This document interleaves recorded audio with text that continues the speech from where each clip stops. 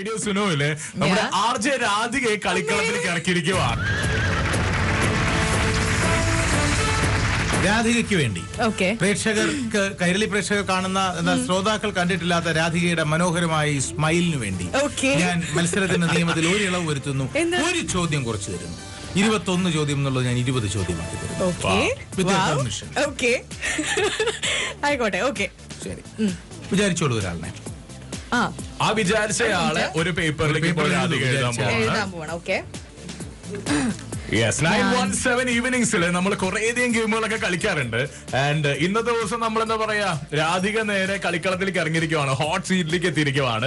ഞാൻ ഇങ്ങനെ കളി കണ്ടുകൊണ്ടിരിക്കുവാണ്. പകരമുള്ളത് GS പ്രദീപാണ്. ആരംഭിക്കാം. ശരി,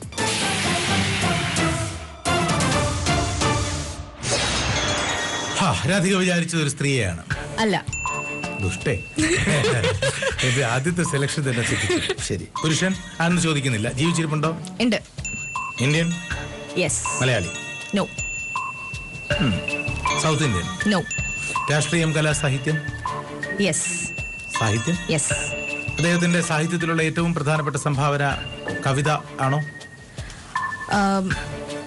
പ്രധാനപ്പെട്ടെന്ന് പറയാൻ പറ്റില്ല. ഇല്ല. ഇൻക്ലൂഡ്സ്. മോസ്റ്റ് ഇമ്പോർട്ടന്റ് പോയിട്രി എന്നുള്ളതാണോ? അല്ല. അദ്ദേഹം സൗത്ത് ഇന്ത്യൻ അല്ല എന്നാണല്ലോ പറഞ്ഞത്. യെസ്. ഗുജറാത്തി, ഹിന്ദി ഇതിലൊന്ന് തന്നെയാണ് ഭാഷ? അല്ല. പ്രാദേശിക ഭാഷയാണ്? അല്ല, റീജിയണൽ ലാംഗ്വേജ് തന്നെയാണ് ഇത്? ഗുജറാത്തി, ഹിന്ദി അല്ലാത്ത മറ്റൊരു? അല്ല. എക്സ്ക്യൂസ് മീ, സൗത്ത് ഇന്ത്യൻ അല്ല, ഗുജറാത്തി, ഹിന്ദിയും അല്ലാത്ത അല്ല എന്ന് പറഞ്ഞു. മറ്റേ റീജിയണൽ ലാംഗ്വേജ് ഒന്നും അല്ല എന്ന് പറഞ്ഞു. 10 ചോദ്യങ്ങൾ യജ്ഞം.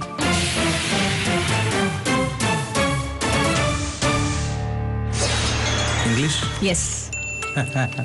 അദ്ദേഹത്തിന്റെ പേരാരംഭിക്കുന്നത് സി എന്ന അക്ഷരത്തിൽ? നോ. ചേതൻ ഭാഗത്തൊന്നും അല്ല. ബുക്കർ പ്രൈസ് കിട്ടിയിട്ടുണ്ടോ? ഇല്ല, എനിക്ക് അത് അത്രയും ഉറപ്പില്ല. ഇല്ല എന്നാണ് എന്റെ വിശ്വാസം.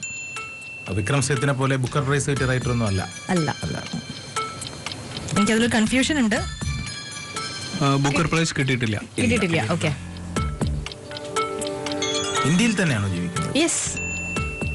റീജിയണൽ ലാംഗ്വേജ് അല്ല എന്ന് പറയുമ്പോൾ he should be N English writer. Chetan Bhagat അല്ല എന്ന് മനസ്സിലായി. വിക്രം സേത്തിനെ പോലെ ബുക്കർ പ്രൈസ് കിട്ടിയ ഒരാളല്ല. VS നൈപ്പാളിനെ പോലെ അന്തർദേശീയ പുരസ്കാരങ്ങൾ, ബുക്കർ പ്രൈസ് ഒന്നും കിട്ടിയിട്ടില്ല. ജീവിച്ചിരിപ്പുണ്ടെന്നല്ലേ പറഞ്ഞത്? വിശ്വന്ത് സിംഗ് മരിച്ചു കേട്ടോ. 15ാമത്തെ ചോദ്യം. അദ്ദേഹത്തിന്റെ പ്രധാന പ്രസക്തികളിൽ ഒന്ന് പത്രപ്രവർത്തകൻ എന്നത് കൂടിയാണോ? അല്ല. കുൽദീപ് നയ്യാറെ പോലെ പത്രപ്രവർത്തകൻ? ഇന്ത്യയിൽ തന്നെയാണോ ജീവിക്കുന്നത്? അതെ. നിരാജ് സി ചൗധരിയുടെ കുലത്തിൽപ്പെട്ട, അല്ലെങ്കിൽ നമ്മുടെ വികാസ് സ്വരൂപിന്റെ കുലത്തിൽപ്പെട്ട ആരുമല്ല. സ്ലംഡോഗ് മില്യനർ എഴുതിയ Vikas സ്വരൂപല്ല.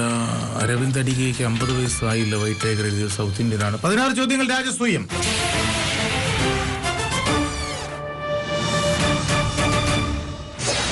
Is he 100% an Indian? No.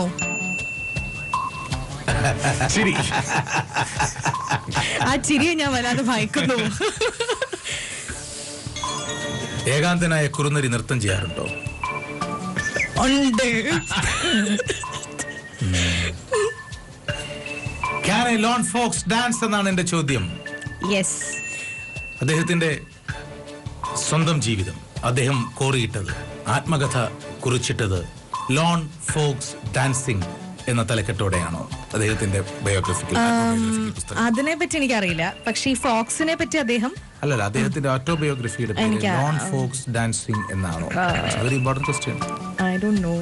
If I have A rebirth, I'll be a proud person to live as to be born as an Indian എന്ന അദ്ദേഹത്തിന്റെ വളരെ പ്രശസ്തമായ ഒരു കൊട്ടേഷൻ ഉണ്ടോ?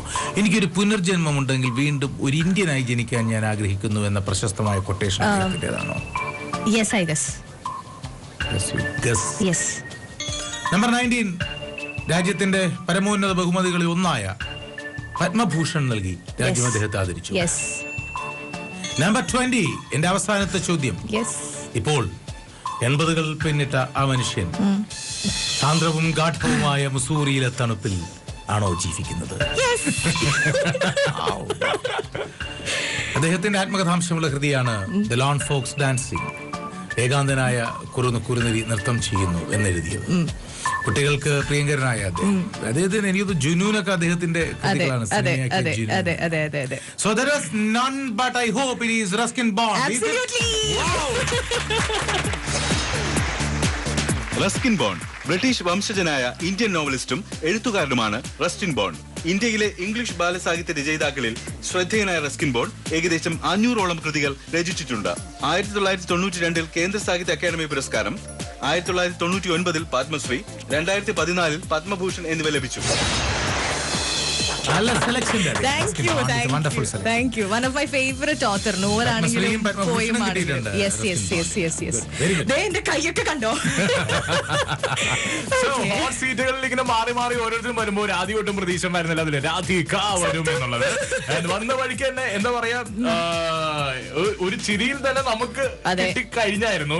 ഓക്കെ, കയ്യിൽ നിന്ന് പോയി എന്നുള്ളത്. എത്രാമത്തെ ചോദ്യം? 18ാമത്തെ അല്ല, 16ാമത്തെ ചോദ്യത്തിനുള്ളിൽ തന്നെ സംഭവം ചിരി വന്നിട്ടുണ്ടായിരുന്നു. ആ ചിരിയാണ് ഞാൻ പറഞ്ഞിട്ടുണ്ടായിരുന്നു. ഈ ഒരു പൂർണ്ണമായും ഇന്ത്യക്കാരൻ തന്നെയാണോ എന്ന ചോദ്യത്തിലാണ് ചിരി. വികാസ്വരൂപിലൂടെ, ചേതൻ ഭഗതിലൂടെ, നിരാജ് സി ചൗധരിയിലൂടെ, മുൽക്രാജ് ആനന്ദും, കെ എ ബാസും, ആർ കെ നാരായണനും അടക്കമുള്ള ഒരുപാട് എഴുത്തുകാരിലൂടെ സഞ്ചരിക്കാം ഇൻഡോ ആംഗ്ലിയൻ റൈറ്റേഴ്സിന്. ബാലഹരി അടക്കമുള്ളവർ.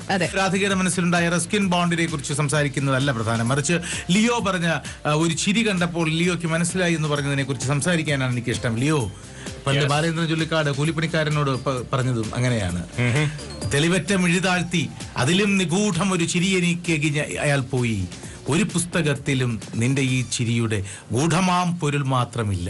പല പുസ്തകങ്ങളിൽ നിന്റെ ഈ ചിരിയുടെ പരമാർത്ഥമേ ഞാൻ തിരഞ്ഞു. ഒരു പുസ്തകത്തിലും നിന്റെ ഈ ചിരിയുടെ ഗൂഢമാം പൊരുൾ മാത്രമില്ല.